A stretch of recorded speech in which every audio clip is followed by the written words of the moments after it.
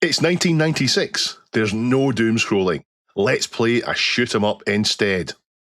All this and more coming up on This Week in Retro. High-resolution color graphics. This land of high technology. The revolution in technology that made the information age possible. Those kids are not afraid of computers.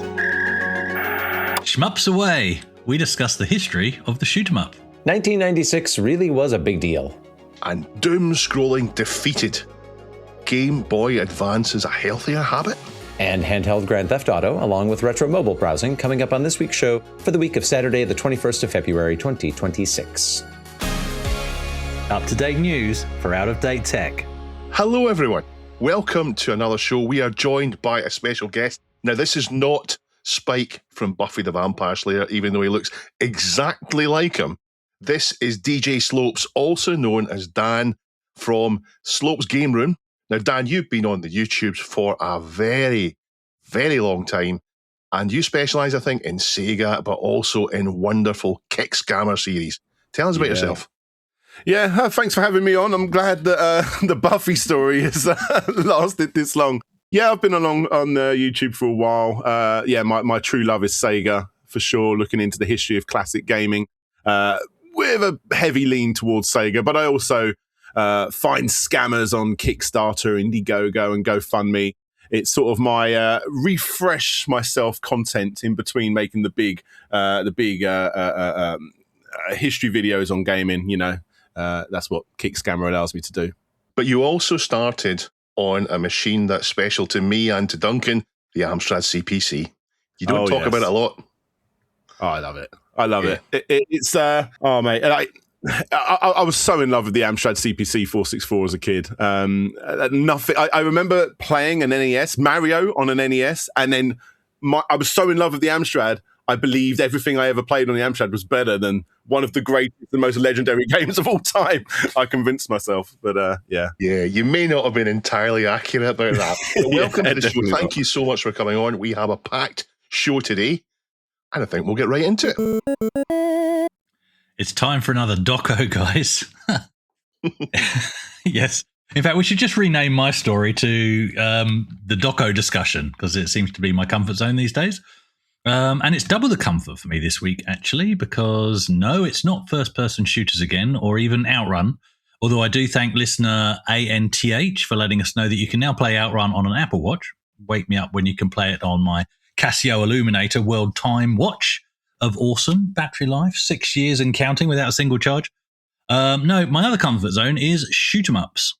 So, guys, before we get into this, before you usually go a bit quiet when I talk about first-person shooters, but are you happy with a good old-fashioned button-bashing shooter? Yeah, I love them. Up to a certain point in time, about 1990, I absolutely love shooters. Fantastic games. I'm not very good at them, but I love them all the same. Okay, so what differentiates a button-bashing shooter from an FPS? Well, first-person shooter is first-person. Button-bashing, okay. Let's start with Space Invaders, Galaxians, and anything into the modern era, yeah. Absolutely. There's plenty out there. I mean, that's kind of the stock and trade of arcade gaming for, the first 15 years or so. So, absolutely. Galaga, probably very high on that list. Galaxian or Galaga was one of the first arcade games I ever saw. It was going to be one of those. I remember we went to a social club, what my parents did with my aunties and uncles, which was a big thing back in the day. And I remember seeing Pac-Man, but I also remember seeing either a Galaxian or Galaga table. But yeah, going back to Amstrad, I mean, Mooncrester on the Amstrad was probably the one that I played the most when I was really, really young. Maybe you could add Harrier Attack in there, but I suppose it's more left to right than a more typical one. Still counts. Yeah. Yeah. Why not? Yeah. Why not? No, I was really into it. They, as a kid, I saw them as a bit like I didn't want to spend my money on games that could be completable in like 2 minutes. I didn't really see the value in that. It took me a while before, until I got into my teens when I went back and tried a lot more games that I missed out on. But I suppose the other one would be Choplifter on the Master System.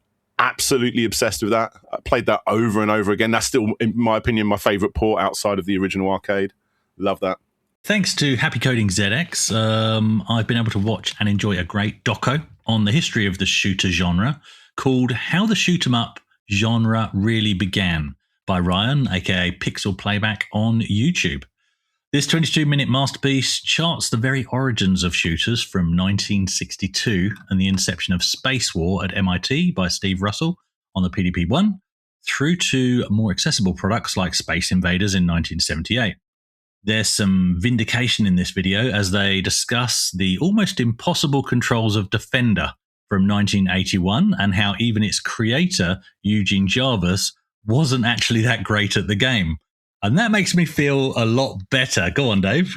It made me wonder when I watched the documentary and you had Eugene Jarvis say he couldn't get above, was it 60,000 points, whatever it was, he wasn't very good at. Yeah. How did he tune the game to be so good? Because he did. It's not as if the game's good by accident. How can he make such a good game if he can't play it yourself? I don't know. Yeah. That's what stood out for me. It's just the mechanics. They're not easy, right? So you put good mechanics in place and the game plays itself. And yeah, it does make me feel better because on my main cab, I've even gone so far as mapping out the button so that the distance is similar to how it should be on a real cab, and I still can't play it very well. So that doesn't even help. But anyway. And then to my surprise, they mention Scramble as coming out 2 months later than Defender. They're both great games, but they're very different games. And to me, Defender just feels like, I don't know, it feels light years ahead of Scramble. So I was surprised to hear that they were both from 1981. The Williams presentation, whether it was the hardware, whether it was their attention to detail, whatever. I mean, their games in that era just looked so much better. I know we're getting a little off topic here, but yeah, it's worth pointing out that whenever you're looking at one of those Williams Electronics games from the early 90s, it's going to stand out against things that are its peers. They just really do.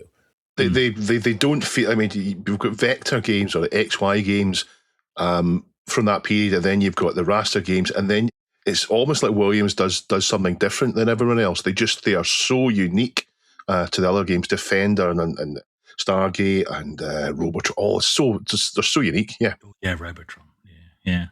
No, it's good. Yes, I think it's like when you look back, obviously, Defender kind of came off the back of the original Space Invaders and obviously Gallagher and whatever else. But I do feel like they're two very different genres. Like, I don't know, like Defender almost got its own clones as well. I mean, look at Fantasy Zone for the Sega games of Fantasy Zone. They're my favorite of the Defender type clones. And those a little bit more peaceful though.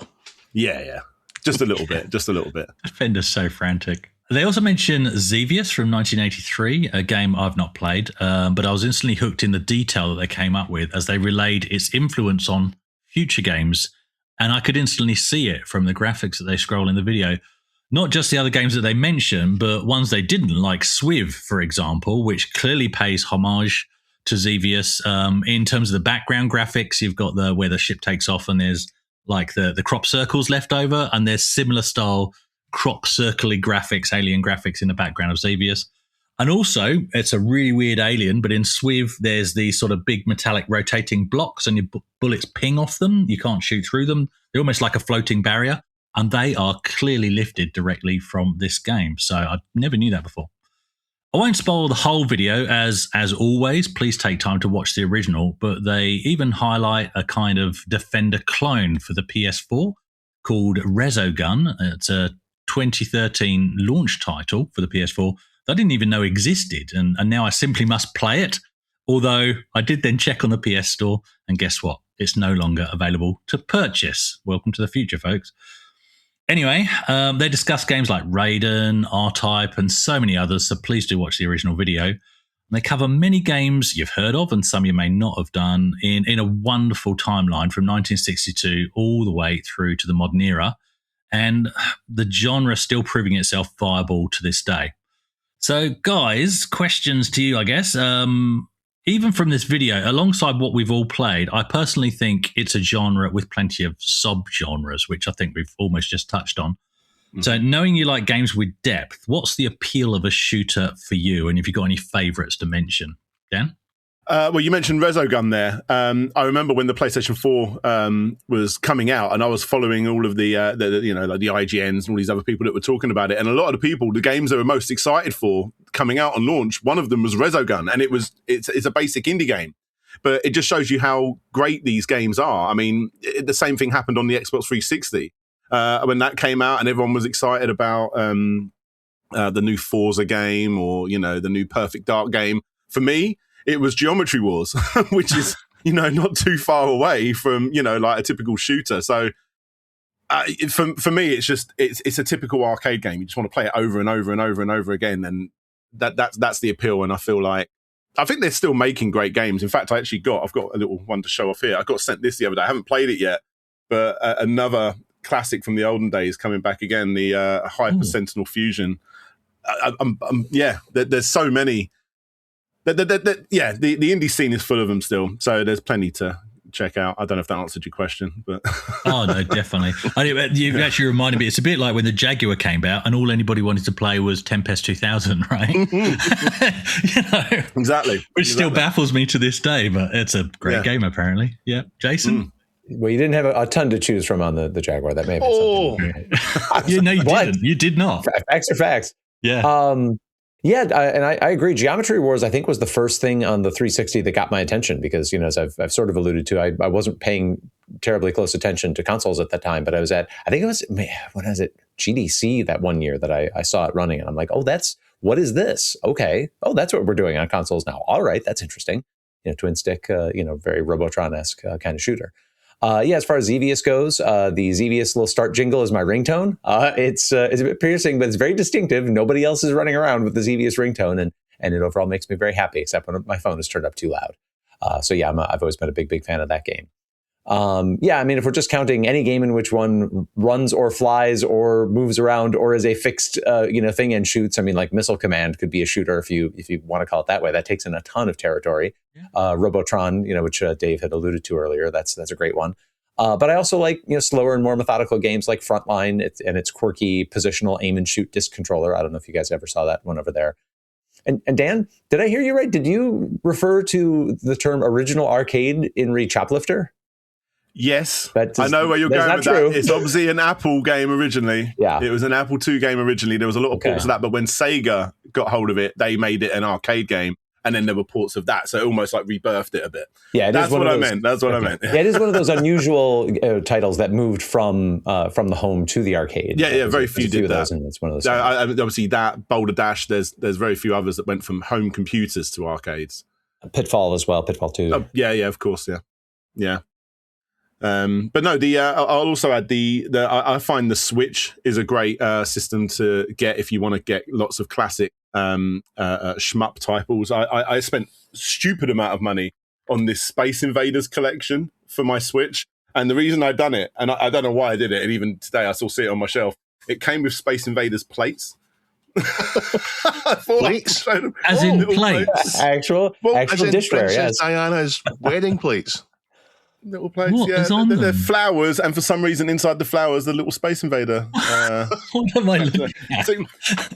It was really weird. I used to have this collaboration with PlayAsia, and they used to send me money to use on the site. I ended up getting so many games, I just wasn't playing them. And I was like, I'm going to save a load and just buy something ridiculous. And this was that ridiculous purchase. But obviously, when you're looking at the preview, you think you're going to get plates, but no, they're actually little. I think they're like what they put soy sauce in or something. Ramekins or something. Yeah, like little ones. But they almost look like coasters. Are they coaster size? A little bit bigger than a coaster for those listening. They've got a lip to them, so you can actually fill it up. Yeah. So for those listening, slightly bigger than a coaster-sized plates with flowers on them, and inside the flowers are, of course, Space Invaders, because why not? Yeah. But it was a really weird thing, and to this day, I think it's probably the weirdest collection I'll probably ever own, honestly, collections that I ever own. It came with like a little board game as well, and all this other stuff. But yeah, and because I didn't pre-order it, I didn't get one of the games. I'm like, really? I've spent all this money, I still didn't get all of the games on the collection? But no, I mean, outside of that, M2 do the Shock Trigger series, which are like the best ports you can possibly get of classic shmup type games. I've got Esperade, which is excellent. The CIDCO collection for Switch has got, I think, 4 or 5 games per collection. Excellent game. The Darius collections, Death Smiles, Dimension Drive as an excellent. That's a newer game that's trying to take the formula into a newer realm. There's still a lot of space for this genre. It's excellent. I love shoot 'em ups until this kind of hard limit. I played Loads of them in the arcade. The arcade was my first love for games, as I've said before, but I played loads on the CPC, and the CPC at the time wasn't the ideal platform for it. Although it can do hardware scrolling, nobody knew it could do hardware scrolling until later, so the games didn't really use it. My favourite in the arcade, I think, is 1942. It's a nice, simple game, That's great. but there is a level of progression. You feel as if you're getting somewhere. It's not just, here's the next screen, but slightly faster. There's a level of progression to it. Things get more difficult. There's more depth to it. But when you get to 1987, that's the point at which the games get more interesting and I get slightly less interested. 1943 and R-Type came out at almost the same time, and R-Type is a bit of a memory game. I like that it's slower, but it's a bit of a memory game. You need to have the right weapon for the right point and know where to sit on the screen, and that's not so good fun. That's not as good fun for me. And 1943 started this whole thing of filling the screen with bullets that led, I think, to bullet hell, which doesn't do anything for me. On the ST, I did look at a few. I would get lots of pirate games. I'd look at them all and play them with cheats on briefly. But the only one I think I spent any real time on was Xenon and then Xenon 2. And because the hype of those games grabbed me, I know people say that the games aren't great, but for me, I enjoyed them. Now, I've got a controversial question for Xenon 2, Dave, because recently, and I'm not going to out them, but somebody suggested in one of the chats we're involved in that you need a joystick with autofire for Xenon 2. And I instantly thought, oh, no, in my house, turning on autofire is cheating. What do you think? I need the advantage of autofire. The cheating it gives me. It's a certain That's an amount. upgrade in the game. It's built into the mechanics of the game. You buy it in the shop. I know. Oh, anyway. Colin, yeah. But the other one in the arcade that I played loads, I think, before 1942 was Scramble. I absolutely love Scramble. I know we talked about how Defender looked so much more advanced than Scramble. I still love Scramble. I still absolutely love it. Defender's too hard for me. I'd love to be able to sit down and to play Stargate, the sequel to Defender, to any real ability, but I can't. And I'll never find the time to put it into it. Plus, I'm an old broken man, so I don't even think I could these days. But there's a couple of things I'll mention the CPC. I'm glad that Dan mentioned the CPC. There's a budget game that I bought called Mission Genocide. And it is really fast and smooth. It's 50 frames per second on the CPC, which is unusual. It uses a CRTC hack to do that. And it's nice and simple. And I played it lots. It's quite similar. I think the most similar game in the arcade, Star Force. And for a more recent one, there is a truly perfect shooter on the CPC called Relentless by Paul Kuistra. It came out in 2013. It came out in Relentless. And it is absolutely gorgeous. He's picked the colours that suit the CPC really well. Again, it's 50 frames a second. It's really smooth. It sounds great. It looks great. And it fits in 16K as well. It was a kind of a competition game. Absolutely brilliant. I tend to like the more simple shooters, although I like games that go into depth and adventure and exploration. The shooters that I like the gameplay most are the more simple ones. Well, the high score challenge I'm involved in this month is a shoot 'em up. It's Jackal by Konami from 1986. And that's a top-down vertical push scroll in which you control a jeep rescuing hostages, and the primary fire always shoots up the screen while the secondary fire goes in whatever direction the jeep is facing, and the push scrolling is up, unless it's down, with a little bit of left and right thrown in as well. So just when you think you've played every type of game in the genre, something else pops up and it changes all over again. But what I love about shoot 'em ups is this. It's you can play for 5 minutes and be happy, just have a quick blast and you're done. Or you can go deeper and you can go for the high score, try and beat your best. Or you can try and clock all the levels if it's that kind of game progression. And suddenly 5 minutes turns into hours, turns into days or weeks, or in my case, 1 month at a time. It just doesn't matter. And it all comes back to the same origins and ideas. Point, shoot, dodge, repeat. We are sponsored this week by Pixel Addict magazine, Britain's best-selling tech history magazine. It is a magazine that comes out every 6 weeks, and the current issue is The Death of Dial-Up. It's the one with that beautiful modem on the front. What kind of modem is that? Is that a pace modem? I can't remember. There is Pixels and Popcorn watching Dead Trigger, How's it hold up now as a game adaptation nearly after a decade's gone since released? They've got Alex Trower's a Bullfrog in it this week. There's got the Philips P2000T, which I know nothing about. And they've got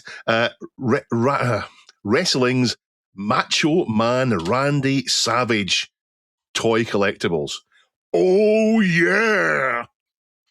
Weren't expecting that on this week's episode, were you? Where would you go to get that magazine, Chris? You would go to addict.media. I think your mic's gone really quiet, Dave, suddenly. It couldn't handle the oh yeah. That's what I'm thinking. Oh yeah. I think it suddenly just put in a cap. It's sort of turning into Kool-Aid Man, but not bad. For someone that doesn't watch the wrestling, I really do watch. I love those clips of Randy Savage being absolutely extra, as the kids say. There you go. Thank you very much for sponsoring us at Pixel Addict. Go and get yourself a copy delivered through your letterbox or into your postbox.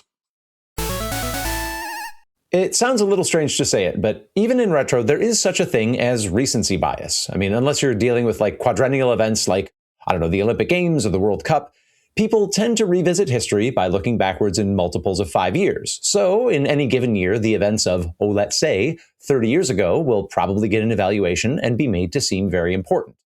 But in this case, I'm pretty sure I'm on board with the hypothesis on the table, and I'm not just suffering from recency bias. 1996 was a really, really earth-shakingly major year in tech, and I think it's got a terrific case as the pivot point of the times before and the times that followed, as far as both personal and enterprise technology are concerned. Squelch411 submitted a video from XDA entitled 1996, the year computing changed forever, exploding head emoji. It is a bit of a problem for direct quoting now that I find myself having to directly quote emoji, but you get the point. Anyway, the premise of this 19-minute recap is pretty clear. 1996 was major. To quote from the video description, quote, "It seemed to pack a whole era's worth of progress and growth and excitement into a mere 12 months, unquote. I mean, before I even press play on the video, I did a mental inventory. I suggest you do the same. Let's see if they match up. And I kept coming back to the idea of this is the first full year of something. And these two items jump to the top of the list. One, it's the first full year of Windows 95, obviously. And I consider it the first full year of the commercial internet, by which I mean like thinking of the internet as a place where commerce can happen. So, I mean, if you remember, like young idealistic nerds like me used to cling to the, founding principles of ARPANET, on which commercial traffic was nominally forbidden. You were not supposed to buy or sell anything on what became the internet. But by 1995, it was clear that money was being made and nobody was going to do anything to stop it. So, guys, before I launch in, is there one single tech development that you closely associate with 1996? Well, when I did a bit of sniffing about, I'm going to say it's the creation of Hotmail. Just in the same theme you've talked about, Hotmail, email for the masses, not provided by your internet provider. I think that's a kind of a monolith in terms of things changing. I know there was other ones that came after, but that was the first, I think. I mean, I was more of a console gamer. I had a PC. I had a Gateway 2000 PC. So, I mean, it wasn't connected to the internet. I don't even know if I had a printer back then. Most of my what I remember from that era is buying a PC Gamer magazine, some kind of anniversary magazine demo, and it had about 10 demos of some of the greatest games I ever played on a PC, like the original Command and Conquer, Red Alert, Warcraft 2, all on this one disc, and that's what I remember from that era. I wasn't online, and the one time I was online, I mean, what can I say? I was 11 years old. Probably less said the better, right? Yeah. Oh, no. Oh, dear. No age checks back then. Yeah. So this video is laid out as a rough chronology. It focuses on certain key events. So to provide a framework for the importance of Windows 95 that was going to have this year, the video talks about how the rise of Microsoft had made a lot of its, workaday employees into millionaires thanks to their Microsoft stock holdings, including future Valve founder Gabe Newell. Other milestones they mention are the release of Quake Preview Q-Test in February, and of course the real game later in the year. And I know that I was not alone in finding Quake kind of dull and just visually bland compared to Doom and Duke 3D, but it's unarguable that Quake provided the path forward for FPS. Like, that's just a fact. They mentioned the rise of modding tools for civilian add-on development, which also linked in with Quake. I think that you could make the argument to link this in with a lot of different moments in third-party hobbyist development. Quake was not the first game to include its own scenario editors, but it really was an obviously important moment for FPS players in the wider industry. And they do, build this argument by drawing a line between successful Quake modders and their later substantial achievements in the commercial industry. People like Robin Walker, David Kirsch, Brendan Reichart. And on the fringes of personal computing, you can make the case, the video doesn't, but I'll just throw this in here. 1996 is also the year that SCOM goes bankrupt, just 1 year after they acquire the bulk of Commodore's assets after the 1994 Commodore bankruptcy. So we know this is not strictly the true end of history for the Amiga, but it is pretty clear from a historical perspective that any sort of momentum you might have tried to build for mainstream Amiga stuff has now taken a massive blow to both kneecaps. You're talking about surviving 2 bankruptcies in the span of like 25 months. It's just not going to happen. So the video wraps back to Newell and then the founding of Valve itself in 1996. And again, very difficult to argue. Valve goes on to define not just game genres, but a dominant mode of game distribution to this day in the form of Steam. We can't give 1996 the full credit for Steam's secure digital distribution that ends up convincing tons of publishers to follow suit, or more specifically, entrust and compensate Valve for helping them with said secure distribution. But even deferring that credit, the start of Valve represents a world before and world after moment. The release of 3DFX Interactive's first commercial product, the initial Voodoo board, also makes the list. And this one is really hard to argue. Like, I distinctly remember being pretty skeptical about differences in graphics cards for PCs, because by and large, it seemed like there really wasn't all that much to choose between them in terms of performance. It was mostly about resolution and color depth and interface, right? You knew that an EISA or VESA card was going to be better than an ISA card, but there wasn't like there is today, the whole menu. But Voodoo changes all that in the mainstream. It's giving you 3D performance that clearly was not possible on other graphics cards. And remember, this was back when all the Voodoo would do was 3D. You still had to get your 2D Windows interface and text mode and so forth from another graphics card.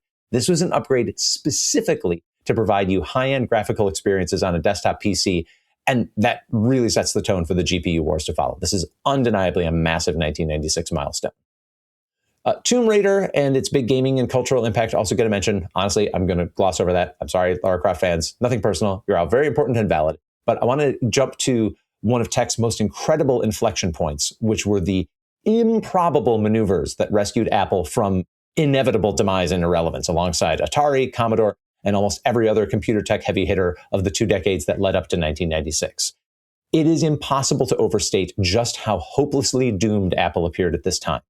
Businessweek infamously put a headline, "The Fall of an American Icon," on the cover of one of its 1996 issues. It was not alone in calling for the end of days for Apple. But in late December 1996, Apple announced that it was acquiring Next, the company founded and run by Steve Jobs after he left Apple in the mid-1980s. Next had been a critical darling, beloved by tech nerds and elites for whom Apple was too pedestrian, but it couldn't really break through in the marketplace, no matter how much the hardcores thought that the Next Step operating system with its Unix-esque BSD kernel and snazzy high-resolution desktop and various fancy features was better than anything else one might care to name. And as Apple was spiraling downward, the acquisition of Next meant that Apple finally had an answer to its operating system crisis and would pivot to Next's technology. And even though it took a while, everybody correctly took it as a given that this was going to mean that Steve Jobs would once again rise to lead Apple Corporation. Now, we all know it's easy to point at Apple's signature achievements post-1996 and say, yeah, but other companies did that too. I mean, yes, there were good MP3 players before the iPod, although I would argue not good music marketplaces. And there were decent tablets, I guess.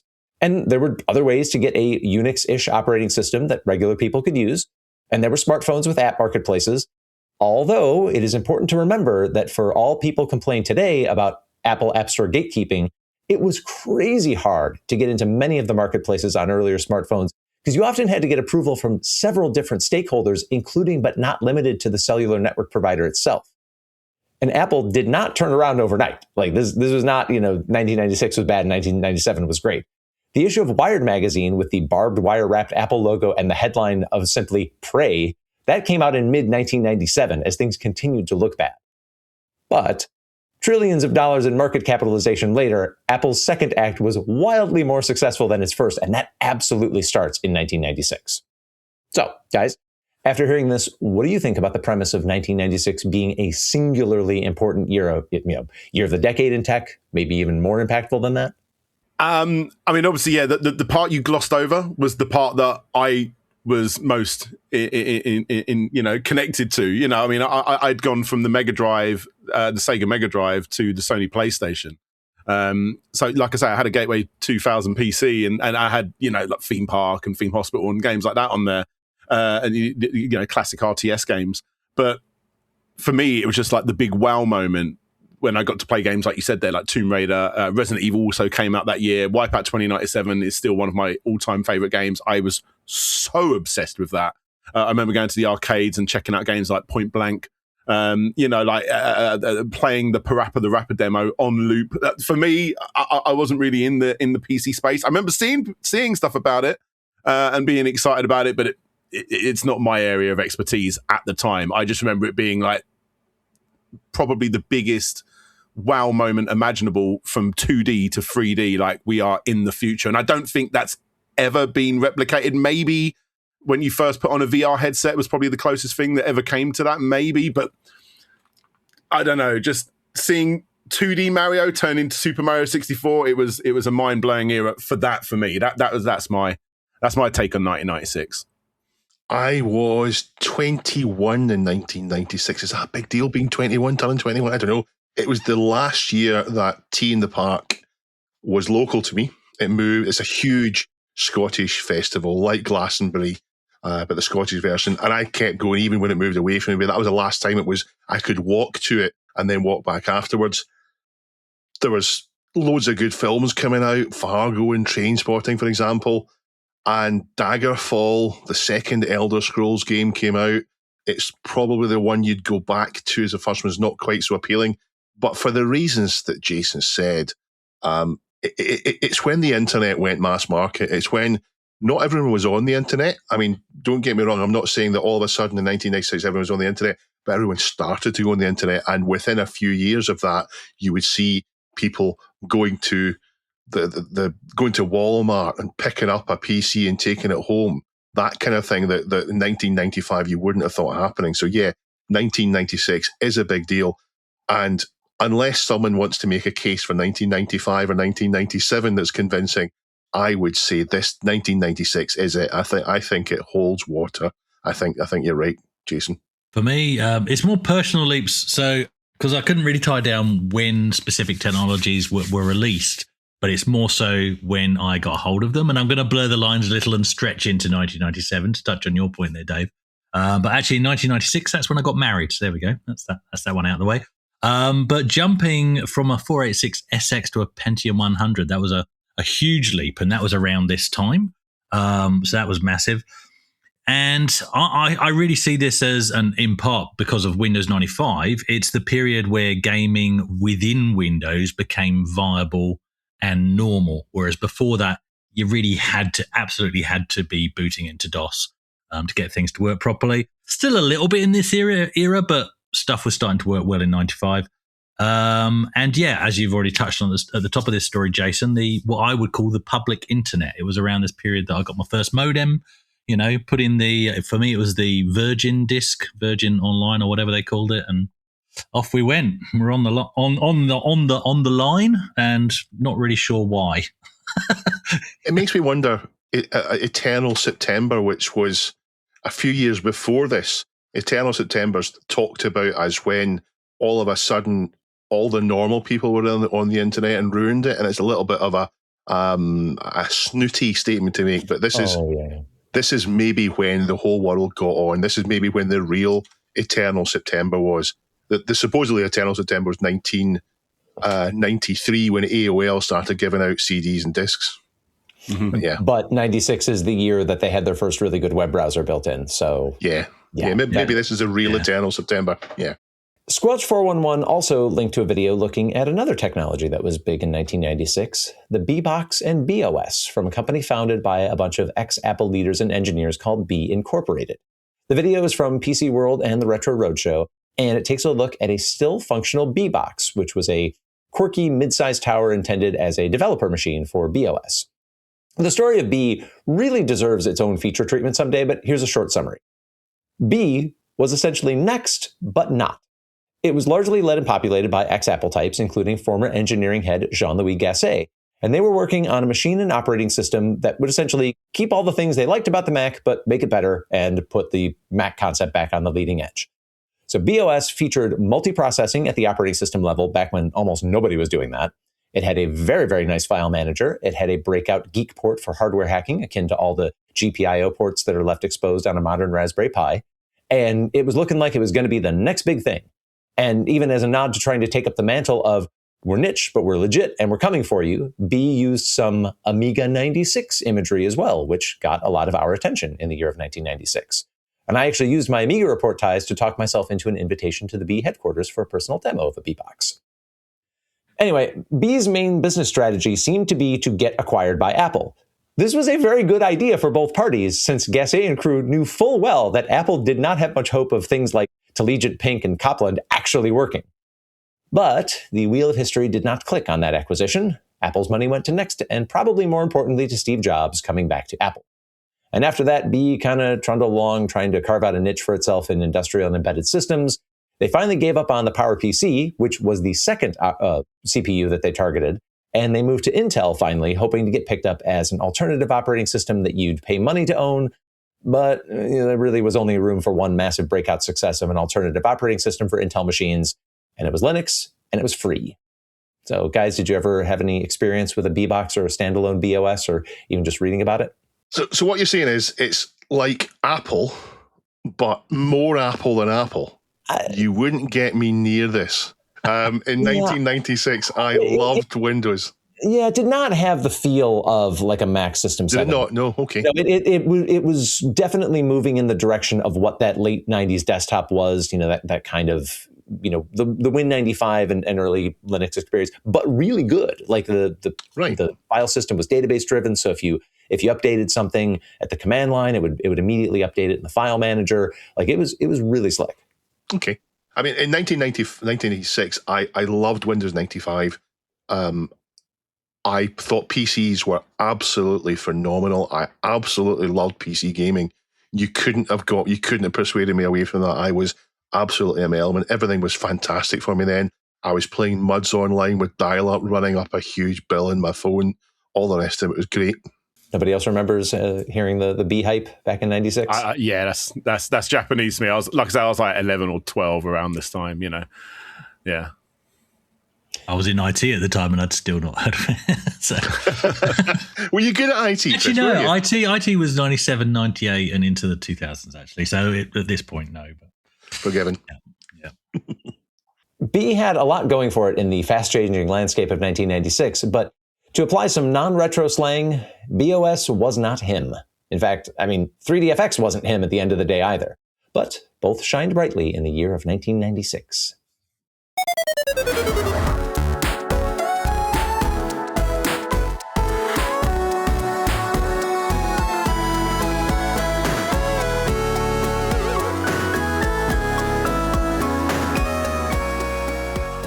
I'd like to welcome a new patron. Thank you very much to Clark for joining up as an official twirler. Where would you go if you wanted to become a twirler, Jason? I would encourage people to go to patreon.com/thisweekinretro and consider both the monthly and the annual membership options. And we'll have a new episode of 260 Weeks Ago in Retro coming later this month. Yeah, there's a little bit of extra Patreon content there, just to say thank you to the people that support us. But thank you very much to those that do. A couple of little bits of housekeeping, and I do love when we get input. I don't see it as correction, I see it as education. So Reddit user I am Paul H has updated us on the Spectrum Plus 3 games that made extra use of the disk format beyond just the convenience of loading from disk, AY sound, or basically just a disk version of the 128K game on cassette. There's actually some games that had even more. So there's a big long list. It's mostly just that they had maybe a couple of extra graphics, maybe even just a different end game screen or something like that. Maybe some additional sound, maybe some additional music. But it's a substantial list. In fact, I think we've massively underestimated the number of games that were even on the format in the first place. I only ever owned 2. Yeah. Yeah, like it's a massive list. I only ever owned 2, but that's because they were crazy expensive. So I just bought tapes, right? But I guess, yeah. I mean, the Spectrum market was huge. So even if the disc market for Spectrum was small, it was still a big enough market to warrant this, I guess. So yeah, that's it. Fascinating. Yeah. Thanks very much, Paul. Yeah, so I definitely need to buy a GoTech for my Plus 3 now. Anyway, we'll put a link in the show notes, but there's about 56 games, and it's taken from a Russian forum. It's in table format with great details. So, yep, thank you very much. I am Paul. And also, thanks to the many, many people that let us know that the dongle for Xcopy was actually called a Cyclone, and that, yes, indeed, it enabled full backups, and it made it possible to even include the copy protection in that backup. So there you go. The Cyclone. Piracy. That's what we I'm want. shocked. No, Shocked. preservation, Dave. Preservation. Sorry, preservation's fine. Sail the high seas of preservation.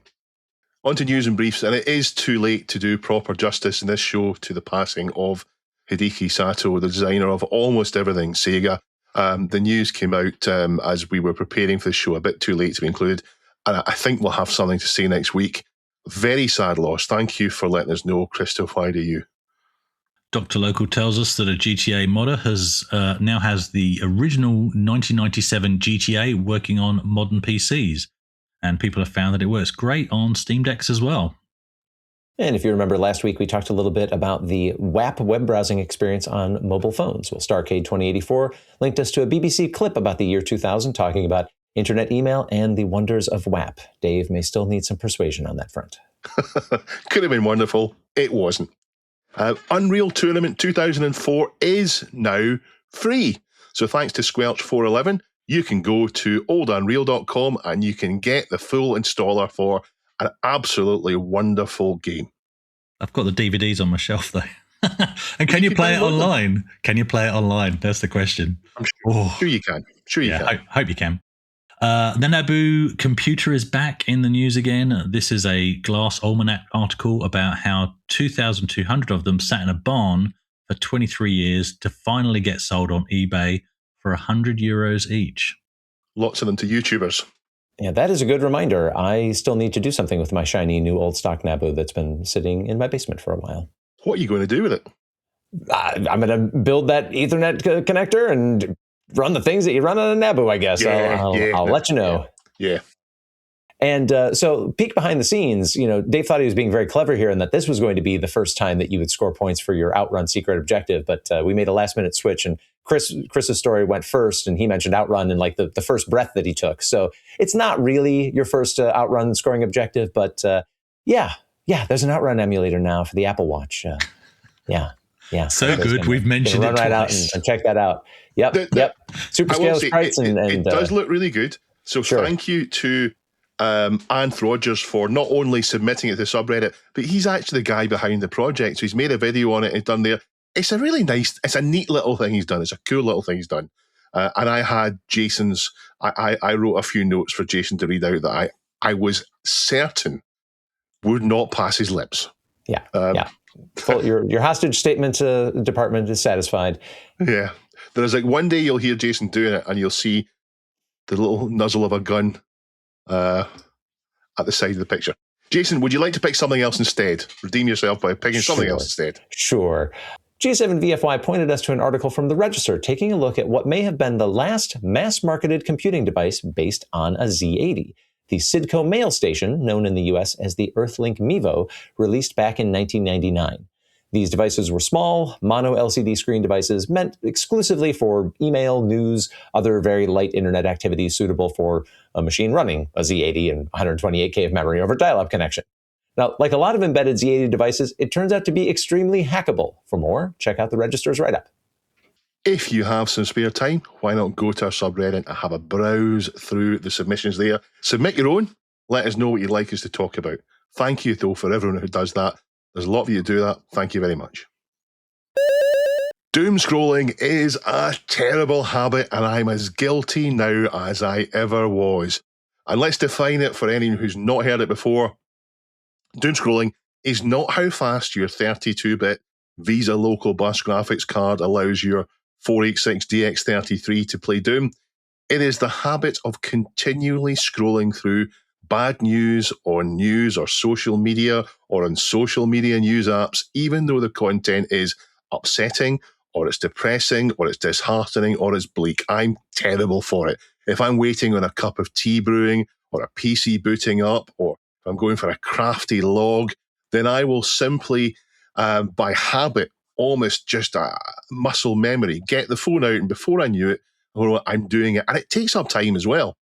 Psychologists suggest that the human survival instinct drives us to be evolutionary wired to pay attention to threats.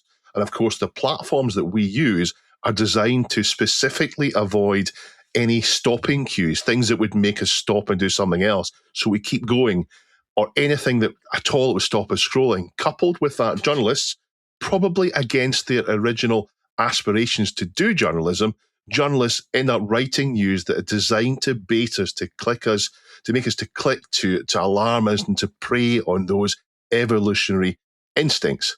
The end result, of course, is that we're on these feeds more than we might want, and we're fed information that makes us feel bad and that we can't control, and that we lose our recreational time.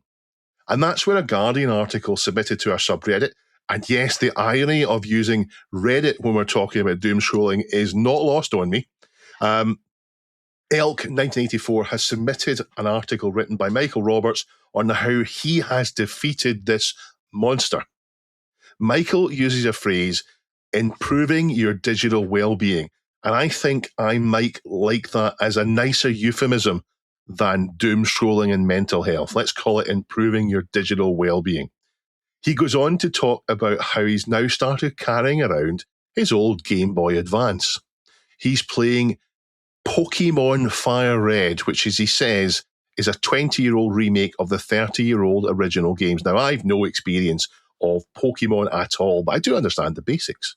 Because it's a dedicated cart in his device, he can open up the device clamshell, switch it on, get the ding logo, and it's loaded instantly. No finding the app, no launching it on your phone, no having to ignore notifications that might be there.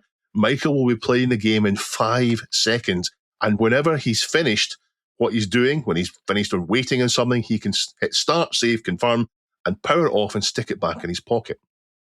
And I've tried and failed with this idea, and I got myself a handheld, an RGB 30. It's a fantastic device, and I can't fault it. But what I think I did wrong was I gravitated to my usual arcade games like 1942 or other shooters. And although I can pause and resume, it's not just quite as suited for that kind of thing. I need to find maybe more handheld suited games designed to be paused and resumed, like this Pocket Monsters stuff. But this isn't the only answer to doom scrolling, so I did a bit of research to find out what you can do. And there's a thing called the Brick. It's a plastic device that, when it's paired to an app on your phone, it locks you out of everything other than basic functions. And if you want to do more than basic functions, you have to walk back to where you put the brick and tap it again to unlock things. So you tap it, walk away from it, and then your phone becomes a dumb phone until you walk back to that.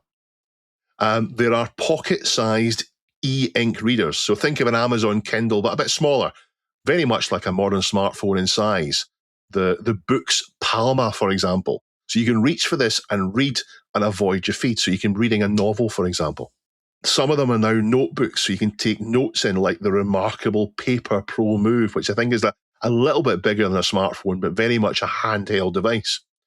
Another idea is the Exily Productivity Timer, which looks like a cube of wood. And it's just a simple timer. You flip it to determine how long it's on for, 5 or 10 minutes, which depending on which side it is. And you can glance at it to keep yourself on a task. So you can have it showing 25 minutes. And you can say, for the next 25 minutes, I'm going to work and not get distracted. And then I'll give myself a little reward at the end of it. The solution I found for myself that works is a whitelist-based firewall. All I did was put some apps in the whitelist, but everything else was turned off. And it meant when I enabled the firewall, it stopped me going into Discord or Reddit or news sites until I went and disabled the firewall. And that extra step of having to do that got me out of doing it. It was enough. It worked for me. So guys, what do you think? Do you have a handheld that you use instead of doom scrolling? Do you suffer from doom scrolling? Do you have tactics to avoid it? Dan?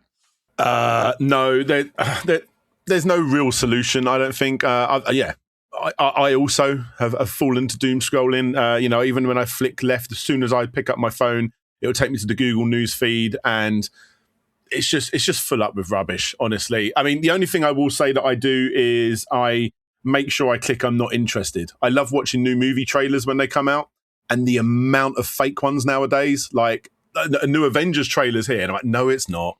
And, it's obviously taken segments. They used to take segments from other movies and actually put together quite a clever looking trailer, but now it's just all AI. So I always hit I'm not interested. It takes a long time, but eventually your device will know what to do and it will stop feeding you these fake trailers. That's what I found. But I mean, as a dad with a 10-year-old kid, I mean, he's one of the last in his friend group to get a phone, and it's because of doom scrolling on YouTube Shorts and stuff, which I know, crazy irony for me to say that when I create those those shorts myself. I'm just so scared for the future. I really am. I don't know what the solution is. I mean, I don't go on Facebook anymore because it's just when you stop, you don't even have to click on something. When you stop and you now you're watching that video for like, maybe 10 seconds, a little bit more, it tells Facebook you want to see more of that thing, even if you don't. And it's those annoying videos that grab my attention. I can't believe someone's making money out of making this terrible content. Now I'm getting fed that terrible content over and over again. I don't go on Facebook anymore. It's why I'm terrible with social media. I just can't. I can't handle it. Take me back to the MySpace days when you had to know basic HTML and you put on an annoying heavy metal song when anyone visits your uniquely coloured MySpace page. That's that's the basics of what social media should have been. Under construction. Yeah, yeah, exactly. I want lots of little gifs of someone digging a road or whatever. There's no solution. Just try your best not to do it. I don't know. I'm sorry. Chris? I'm guilty. I think we're all guilty. My tactics for my phone is I've only installed Messenger. I've not installed the Facebook app. So I can communicate with friends and what have you, but I don't get bogged down in scrolling through content because I literally can't do it, right? And I'm not on Instagram and all that kind of stuff anyway. But I think you just don't need those apps on your phone. Reserve that for it. You're making time to go to your PC and look that up for a purpose rather than it being in your pocket all the time. I think that's a healthy way out. In fact, I went to the pub one night with a Donkey Kong Game & Watch in my pocket just for a laugh. instead of pulling out my phone, pull this out, have a quick game. There we go. But is that any better? Is having it works. Yeah. But is having a handheld any better? Maybe, but you're still looking at a screen. It's just not your doom scroll screen. One thing I do plan, because actually I do worse doom scrolling when I'm sitting at a PC, even though I've taken it off my phone. And like Dan was just saying, once you've clicked on one thing, it thinks that's what you want, and then that's what it feeds you, and you think the end of the world's coming. So what I really would like to do is actually in one of the other rooms in the house, which is a single bedroom, I want to put a desk with a CRT and the Amiga 1200, and maybe a VHS player as well, actually, and nothing else. So when I go to that room, there's literally no distractions, right? Nothing in that room is connected. And I can just have the timeout, do the thing. If I do it right, I won't even have my phone in my pocket. I think that would be a really good way out. I've got a room like that, and I've got my hi-fi stack, and I've got my books in there, and the magazines. I can sit and I can read and listen to music. Nice. Actually, my work computer's in there, but I'm not working, so that's the last thing I would touch because I wouldn't want to touch it. Jason, what do you think? Yeah, those cube productivity timers, those are interesting. I don't know if that would work for me, but I'd be interested to hear from those who use them, kind of how they employ them and how they make it stick. Yeah, kind of to follow up on what Chris was saying about like, isn't this substituting a screen for a screen? This has the feeling of like, well, nicotine lozenges are better for you, less bad for you than smoking, but really it would be best if you use neither. So, good on anyone who has a reliable coping mechanism for modern ills. I don't know that this is particularly a prescription, but, maybe anything is better than nothing. I think a lot of it comes down to like laziness. And I don't mean that in a bad way, because I'm definitely guilty of it. Like anything you can do that's quick is going to be way more appealing than something that takes a long time. Like for instance, YouTube Shorts, you have to try and fit everything you want to put into your entire talking point into a 60-second video. It's gone up to 3 minutes now, but yeah, to a 60-second video instead of making like a full-length documentary. And it's the same, oh, should we really bother watching a film, or let's just put a TV show on, and then you end up watching that TV show for longer than the actual film. I think we're quite good in our house to the point where my wife does a lot of reading. I do think playing a video game, like I've just worked my way through the Plucky Squire on my Steam Deck. I do think that that's a better use of your time than just constantly doom scrolling, because eventually what will happen is you just end up reading the same thing over and over and over again, but just from different points of views. I think for us, we just have in our family, like when this particular thing is happening, whether it be playing a board game or watching a movie or whatever, it's just like no devices are around, because you become an absolute zombie to doom scrolling. And hopefully none of the other parents of our friends, of my kids' friends' parents are watching. But yeah, you can definitely see the difference in those kids that just live their life on doom scrolling phones. I'm worried for the future. I really am. I'm worried for the future. Well, I want to go back to my point about finding a use for my handheld. I want people to suggest, I really never really had a Game Boy or a Game Boy Advance or anything else. I want people to suggest a game that I can quickly pause and resume, that I can use instead of reaching for my phone. So if you do have an idea there, please put it in the YouTube comments. Chris, do you have one for me? I've got a really good one instantly. Get yourself a PSP. And Jason, I think you should get on board with this as well. Outrun Coast to Coast. Oh, boo. That was, I should have seen that one coming. I put a lot of time into that version of the game as well. It's I used the to get best. It's so good. Yeah, my wife lived up in Sheffield. I used to get the train. It was like 4 hours. The amount of time, it was just Outrun. Yeah. On my PSP. It's genuinely a great game. It's a great game. It's a great game. Yeah. Dome Keeper. Play Dome Keeper. It's a really, really cheap indie game, and you will put some serious time into it. It's great. It's great. On to the question of the week. And let's get it out of contest mode.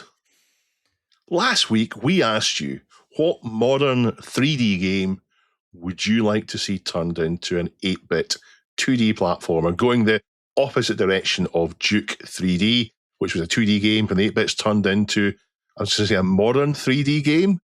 Modern's 90s for me. So going the other way around, what would you like to see turned into an 8-bit 2D platformer? The top answer, Jason, what's the top answer? Top answer came from Jeff Mendoza, Cyberpunk 2077. It's basically a fantasy RPG, but with the magic replaced by hacking. It would make an interesting 8-bit platformer with a mix of action and puzzles.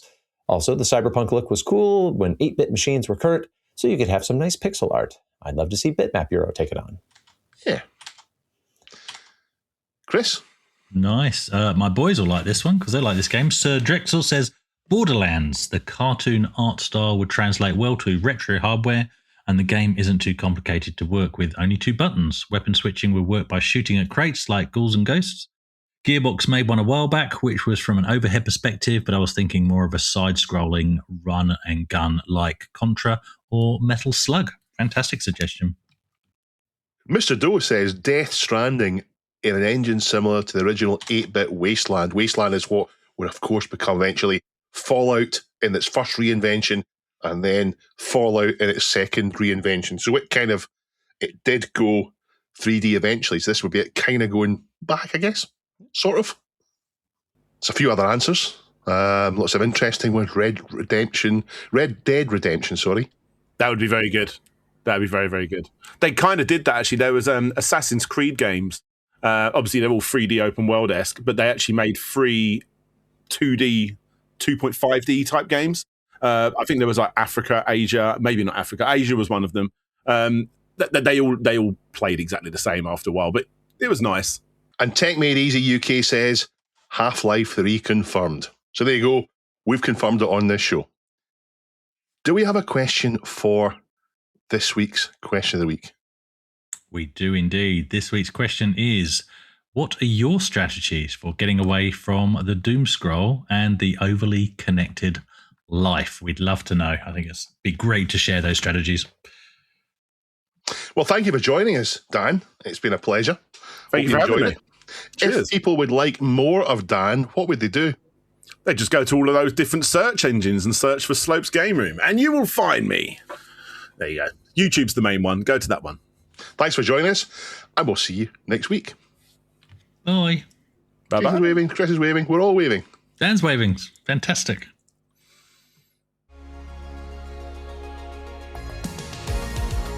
This Week in Retro was written and presented by Chris from 005 AGIMA, Jason from the Retro Adventurers, and Dave. It was edited by me, Duncan Styles. The podcast version of the show is available through your favourite podcast app, including Apple Podcast and Spotify. And the video version is available on the This Week in Retro YouTube channel.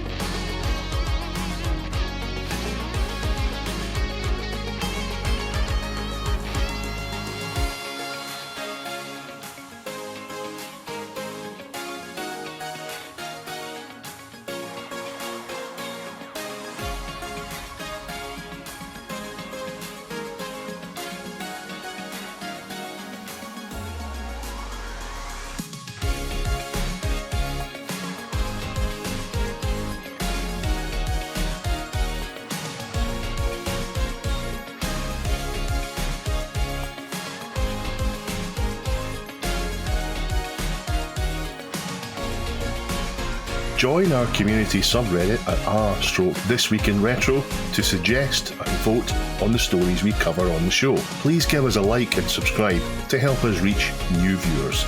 If you enjoy our show and would like to support it, then please check out the link to our Patreon page in the show notes or description. Thank you for listening, and we'll see you next time for more up-to-date news for out-of-date tech.